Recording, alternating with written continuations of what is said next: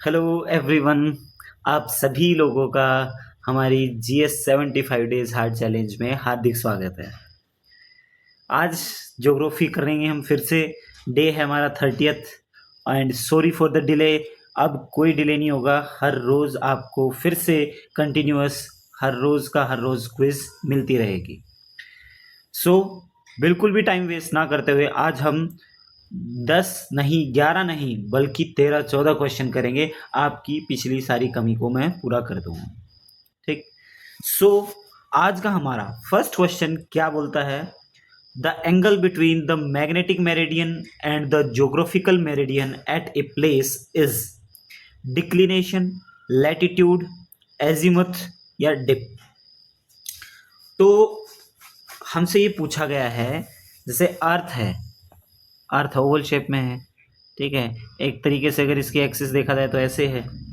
तो ये बोल रहे हैं कि मैग्नेटिक मेरिडियन और ज्योग्राफिकल मेरिडियन, उनके बीच में कोई एंगल है किसी पर्टिकुलर प्लेस पे, उसको क्या बोलते हैं?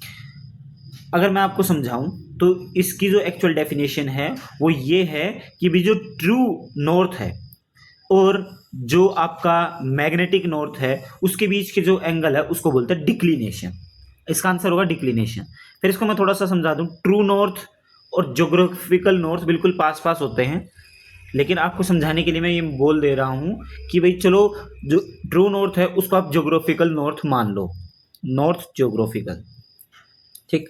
और जो कंपास में या फिर जो आप मैग्नेटिक जो मेरिडियन है, या फिर आप बोल सकते हो जो एंगल बनाता है इसके साथ, इसको बोलते हैं डिक्लिनेशन। इसको डेल्टा से डिनोट किया जाता है और एक पर्टिकुलर प्लेस पे होता है, चेंज होता रहता है। आपका ज्योग्राफिकल नॉर्थ हमेशा सेम रहेगा, लेकिन ये मैग्नेटिक मेरिडियन चेंज होती रहती है। इसके पीछे रीज़न क्या है, हल्का सा रीज़न मैं आपको बता देता हूँ कि जो हमारी कोर है अर्थ की, वो बनी हुई है हमारे मैग्नेटिक मटेरियल से, जो एक तरीके से बड़े मैग्नेट की तरह काम करता है। अब वो मोल्टन स्टेट में है, मोल्टन मतलब फ्लूइड फॉर्म में है। वो जब धरती घूर्णन करती है, रोटेशन करती है, उसकी वजह से थोड़ा इधर उधर होता रहता है, जिसकी वजह से आपका ये मैग्नेटिक मेरिडियन चेंज होता रहता है।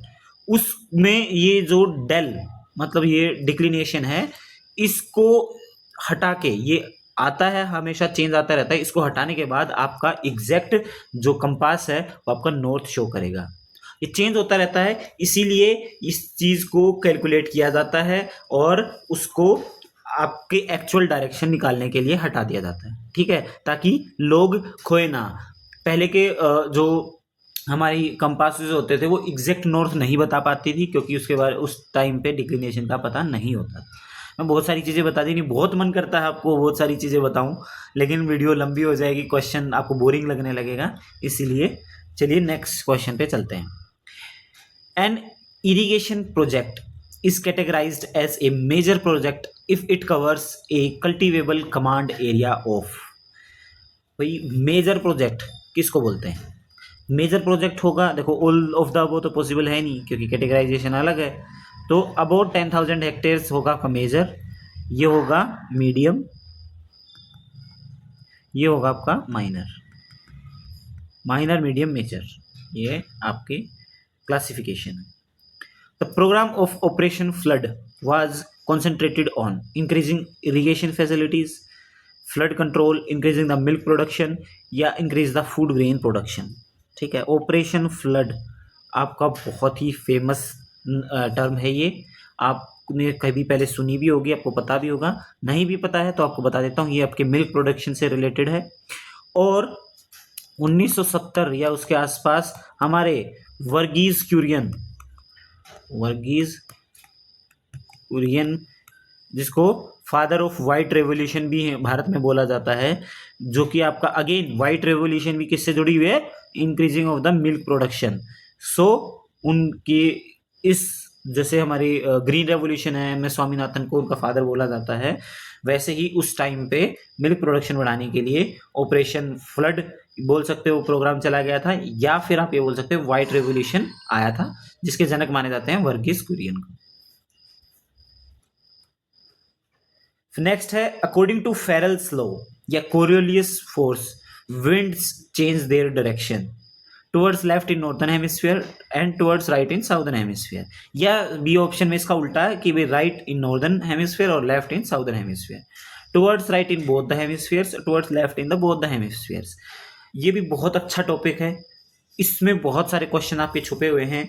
मन तो करता है कि आपको यही सारे क्वेश्चन समझा दूं, लेकिन पॉसिबल नहीं है। फिर भी आपको थोड़ा सा बता देता हूं कि हमने अपना जो हेमिस्फीयर्स हैं उनको डिवाइड किया हुआ है 0, 30 डिग्री, 60 डिग्री, फिर ये हो गया आपका 90 डिग्री, है ना। ये पोल्स आ गए यहाँ पे। सेम यहाँ नीचे भी ऐसे ही इनकी आप वो देख सकते हैं हम डिमार्केशन। अब बता दें कि ये नॉर्दर्न हेमिस्फीयर में जो कोरियलिस फोर्स है, पहले तो ये फेरेल्स लॉ या फिर जो कोरियलिस फोर्स है, होता क्या है, ये आपका due to rotation of earth, due to rotation of earth ये जो फोर्स है वो काम करता है। एंड नॉर्दर्न हेमिस्फीयर में वो विंड्स को क्या करता है, राइट साइड में मोड़ देता है। जैसे ये इस वाले जो रीजन है जो डिवाइड करे हुए हैं आपस में रीजन्स, तो उसमें क्या है, इक्वेटोरियल पे इस तरफ राइट कर देंगे, तो जो टेम्परेट जोन का जब एंट्री होती है तो इसमें हम यहाँ उल्टा करके देखेंगे, यहाँ से नीचे की तरफ देखेंगे तो उसको इस तरफ मोड़ देगा, ऊपर की तरफ देखेंगे तो इस तरफ मोड़ देगा, ये नीचे की तरफ ऐसे मोड़ देगा, ऐसे चलता है ये, ठीक है। और साउदर्न हेमिस्फीयर में इसका उल्टा है, मतलब लेफ्ट साइड में ये मोड़ेगा, ठीक है। ये लेफ्ट साइड में मोड़ेगा तो मतलब ये इस तरफ मोड़ेगा, ठीक है। तो ये आप चीज़ें ध्यान में रखें कि नॉर्दर्न हेमिस्फीयर में वो राइट में मोड़ेगा और साउदर्न हेमिस्फीयर में वो लेफ्ट में मोड़ेगा, okay. Which one of the following atmospheric layers absorb ultraviolet rays of the sun? जो अल्ट्रावायलेट जिसको हम बोलते हैं पैराबैंगनी किरणें होती हैं सूर्य की, जो कि बहुत ही डेंजरस हैं खासकर हमारी स्किन और हमारी आंखों के लिए, तो उसको कौन रोकता है? Troposphere, stratosphere, ionosphere, ozonosphere. देखो एक तरीके से देखा जाए तो जो ये ट्रोपोस्फियर स्ट्रेटोस्फियर एक्चुअल में हमारी एटमॉस्फेरिक लेयर्स हैं। आइनोस्फियर भी है जिसको हम एक्सोस्फियर में मानते हैं कि एग्जिस्ट करती है, लेकिन ओजोनोस्फियर एग्जैक्टली आपकी एक एटमॉस्फेरिक लेयर नहीं है। लेकिन जब बात आती है अल्ट्रावायलेट रेज को एब्जॉर्ब करने की, वो आपको पता है कि वो कौन करता है, ओजोन लेयर। और ozone layer in ultraviolet rays को एब्जॉर्ब करती है, तो उसके लिए एक पर्टिकुलर टर्म दी गई है, दैट इज ओजोनोस्फियर, जो कि आपका मुझे लगता है 20 से 35 किलोमीटर के आसपास ये लेयर एग्जिस्ट करती है, जो कि आपके एब्जॉर्ब कर लेती है। सो इस पर्टिकुलर क्वेश्चन के लिए इसका आंसर होगा ओजोनोस्फियर। अदरवाइज ये ओजोनोस्फियर आपका ट्रोपोस्फियर के बाद आता है स्ट्रेटोस्फियर, तो स्ट्रेटोस्फियर में लाई करती है, तो इसका आंसर स्ट्रेटोस्फियर भी हो सकता है, लेकिन टू बी प्रिसाइज इसका आंसर होगा ozonosphere. The drainage pattern developed on folded sedimentary rocks in is termed as, भाई जो सेडिमेंट्री रॉक्स है जो कि फोल्डेड फॉर्म में है, फोल्डेड फॉर्म आपको कैसे समझाऊं, मतलब जैसे फोल्ड माउंटेन्स हैं, आपने देखा हो, कोई एग्जांपल्स भी पते हों, भाई फोल्ड माउंटेन्स भी बने होते हैं। सो वैसे ही रॉक्स भी हैं आपकी, जो सेडिमेंट्स हैं इकट्ठा होकर रॉक्स बना देती हैं, तो उनमें जो ड्रेनेज पैटर्न है वो कैसा देखने को मिलता है? Trellis, dendritic, radial drainage. जैसे रेडियल ऐसा होता है, डेंड्रिक होता है जैसे एक नदी है उसमें अलग अलग ऐसे ऐसे पेड़ की तरह, डेंड्रिक डेंड्राइट्स आपको पता हो तो पेड़ की शाखाएं होती हैं, इस तरह होता है। और ट्रेलिस होता है कोई भी यहाँ पे आके मिल रहा है, कोई स्ट्रीम यहाँ मिल रही है, ऐसे ऐसे ट्रेलिस ऐसा होता है, तो इसका आंसर है ट्रेलिस। जो ये फोल्डेड सेडिमेंट्री रॉक्स हैं उसमें आपकी जो ड्रेनेज पैटर्न है वो ऐसे 90 डिग्री पे कट हुआ मिलता है, तो इसका आंसर होगा trellis. Which one of the following is not a line of demarcation between two countries? भाई दो कंट्रीज के बीच में जो डिमार्केशन होता है कि भाई ये मेरी टेरिटरी है तो तुम्हारी टेरिटरी है, तो वो उसको हमने एक पर्टिकुलर नाम दे रखे हैं हर एक को। तो इनमें से चार में से एक ऐसा नाम है जो एक्चुअल में कोई लाइन का नाम नहीं है। Durand line, McMahon line, Plimsoll line या मैगिनोट लाइन। इसका आंसर है प्लिमसोल लाइन। ये कोई भी लाइन ऑफ डिमार्केशन नहीं है। जैसे डूरंट लाइन है, पहले भारत और अफगानिस्तान के बीच में खींची गई थी, लेकिन जब भारत आज़ाद हुआ तो उस टाइम पे भारत का बंटवारा भी हुआ, तो अब ये है पाकिस्तान और अफगानिस्तान के बीच। मैकमोहन लाइन आपकी है भारत और चाइना के बीच। प्लिमसोल कुछ भी नहीं है। मैगिनोट है, ये आपकी सेकेंड वर्ल्ड वॉर से पहले फ्रांस और जर्मनी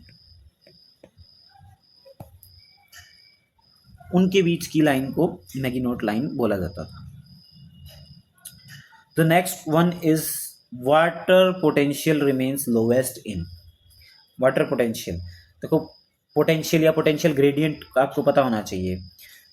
पोटेंशियल ग्रेडियंट होता है कोई एक लेयर होती है, उसके दोनों तरफ अलग अलग कॉन्सेंट्रेशन होती है चीज़ों की। जैसे प्रेशर की अगर मैं बात करूं, जब आप घर के अंदर बैठे हैं, ये आप घर के अंदर बैठे हैं, बाहर तेज हवाएं चल रही हैं बहुत तेज, तो बाहर प्रेशर लो हो जाएगा, लो प्रेशर, अंदर हो जाएगा हाई प्रेशर। और हमेशा चीज यहाँ पे एक प्रेशर ग्रेडियंट, जब प्रेशर की बात हो रही है तो प्रेशर ग्रेडियंट या प्रेशर पोटेंशियल क्रिएट हो जाता है और चीज़ें high pressure to low pressure की तरफ दौड़ने लगती हैं, इसलिए हम बाहर खिंचाव महसूस होता है। ऐसे ही वाटर में भी है कि कोई एक बीच में ऐसे लेयर है कि इधर वाटर में जो आपकी कॉन्सेंट्रेशन है किसी भी चीज़ की, सो सोल्यूट बोलते हैं, वो यहाँ मान लो कम है, लो है, यहाँ मतलब हाई है। सो पोटेंशियल ग्रेडियंट एक वाटर पोटेंशियल ग्रेडियंट बन जाता है, जिससे हाई कॉन्सेंट्रेशन से लो कॉन्सेंट्रेशन की तरफ आपका सोल्यूट जाता है। सो वो बोलते हैं पोटेंशियल। अच्छा, इसमें हमने बताना है कि लोवेस्ट किस में है। Lowest water plants, woody plants, succulents या हेलोफाइट्स। सबसे कम लोवेस्ट है वो आपका हेलोफाइट्स में। हेलोफाइट्स होते क्या हैं? जो सलाइन प्लांट्स होते हैं उनको बोलता है हेलोफाइट्स। सलाइन मतलब जो नमक से रिलेटेड है। अब समुद्र है, देखो पेड़ पौधे आपके नदी में भी हो सकते हैं, नदी में होता है फ्रेश पानी, नोट ए मतलब सलाइन वाटर नहीं होता। लेकिन समुद्र की बात करें तो वहां पर आपका सारा का सारा पानी खारा होता है, उसमें नमक होता है बहुत ही ज़्यादा। अब जो हेलोफाइट्स हैं उनकी जो जड़ें होती है, जो रूट्स होती हैं, उनके अंदर जो आपका सलाइन है वो बहुत ज़्यादा होता है, पानी होता है बहुत कम, वाटर होता है कम, सलाइन ज़्यादा वाटर कम। अब अगर नॉर्मल किसी पौधे को जो हेलोफाइट्स नहीं है, वाटर प्लांट है, उसको समुद्र में छोड़ दें, वो मर जाएगा। क्यों मर जाएगा? क्योंकि उसके अंदर पानी ऑलरेडी बहुत है, सेल और सोल्यूट मतलब जो सलाइन है या फिर नमक है वो बहुत कम है। अब आपको मैंने बताया कि प्रेशर ग्रेडियंट पोटेंशियल ग्रेडियंट में high concentration to low concentration चीज जाती है। मान लो कि ये वाटर प्लांट है, ये इसकी जड़ों में, इसकी रूट्स में आपका जो सॉल्ट है वो है कम, वाटर है ज़्यादा, ठीक, इसको सॉल्वेंट बोलते हैं, इसको सोल्यूट बोलते हैं। लेकिन फिर जब ये पानी में जाएगा तो समुद्र के पानी में सॉल्ट क्या है? ज़्यादा, और वाटर है मतलब कंपैरेटिवली कंसंट्रेशन की बात हो रही है यहाँ पे, ये है कम। तो इसमें होगा क्या कि high concentration to low concentration, मतलब पानी तो इधर भागेगा जो कि पौधों की जड़ों से, और सॉल्ट इधर भागेगा, समुद्र के में जो सॉल्ट है वो पौधे में चला जाएगा, तो क्या होगा? पौधा मर जाएगा। लेकिन हेलोफाइट्स में उल्टा होता है, जो सॉल्ट होता है वो ज़्यादा होता है। ये मानो कि ये समुद्र का पानी है, ये है ओशियन, ये है आपके हेलोफाइट्स, ठीक। इसमें सॉल्ट होता है ज़्यादा, पानी होता है कम। तो उस केस में वो क्या करते हैं? समुद्र से भी पानी एब्जॉर्ब कर पाते हैं, इसीलिए इसको बोला गया है water potential remains lowest in halophytes. देखो पूरी जी जान लगा दी मैंने आपको समझाने के लिए। आई होप आपको अभी तो एटलीस्ट समझ में आ गया होगा। The free living bacterium in the soil which increases the yield of rice is. भाई राइस की जो पैदावार है उसको बढ़ाने के लिए कौन सा फ्री लिविंग बैक्टीरिया हमें सोइल में ज़रूरत पड़ती है जो बढ़ाता है? रिजोबियम, एसिटोबैक्टर, एनाबीना। देखो ये भी, एनाबीना भी एक फ्री बैक्टीरिया है, एसिटोबैक्टर भी और एजिटोबैक्टर भी। तो ये सारे ऐसे फ्री बैक्टीरिया हैं, लेकिन जो एजिटोबैक्टर है वो क्या करता है? आपकी जो पैडी या जो राइस की फसल है, क्रॉप है, उसको बढ़ा देता है, क्योंकि ये नाइट्रोजन फिक्सेशन के लिए जाना जाता है।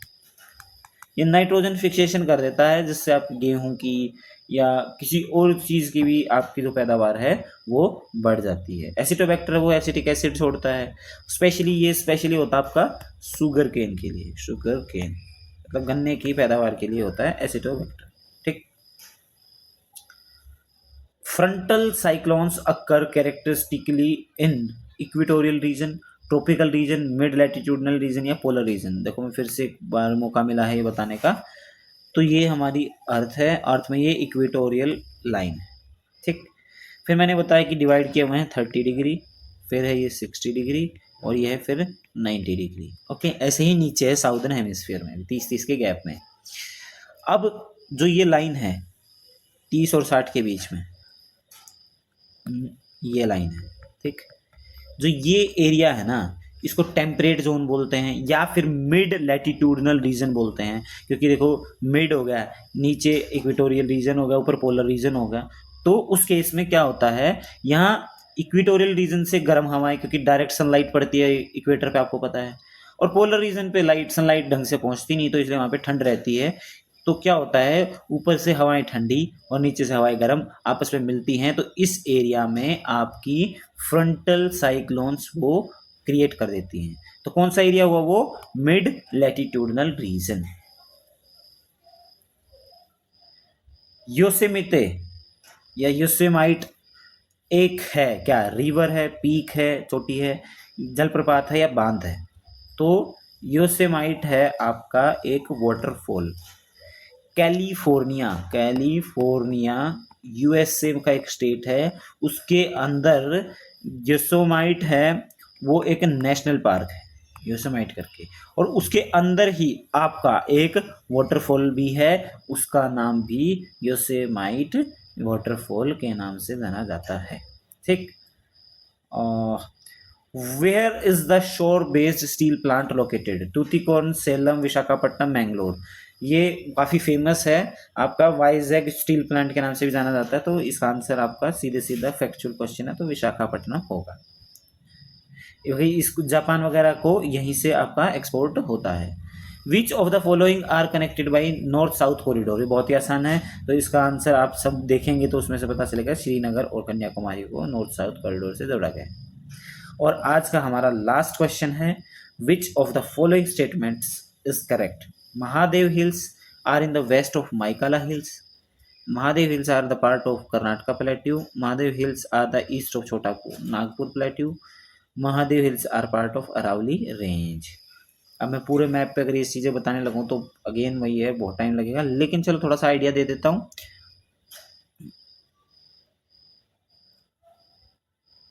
ये जैसे सेंट्रल इंडिया है, ठीक है। अब सेंट्रल इंडिया की बात करें, यहाँ नर्मदा नदी बहती है कहीं, ठीक है। नर्मदा नदी के ऊपर विंध्या रेंज है, विंध्या, नीचे सतपुड़ा, ये ऐसे, ठीक। अब सतपुड़ा के इस रीजन में क्या है, महादेव हिल्स, महादेव हिल्स, और इसके आगे है आपके माइकाला हिल्स, ये है माइकाला, ओके। तो इसका आंसर होगा आपका Mahadev hills are in the west of Maikala hills, देखो वेस्ट में है, तो इसका आंसर होगा ए, ठीक है। चलिए, आज की हमारी जो क्विज है यहीं ख़त्म होती है। आई होप आपको पसंद आई होगी, प्लीज़ अपने दोस्तों के साथ ज़रूर शेयर कीजिए, और हम फिर आज से इसको अपनी उसी रिदम के साथ कंटिन्यू करेंगे जैसा हमारा पहले से चल रहा था। आप टाइम की कोई इशू नहीं है। सो आपसे जल्द ही मुलाकात होगी नेक्स्ट वीडियो में, तब तक ख्याल रखें, बाय बाय, टेक केयर, जय हिंद।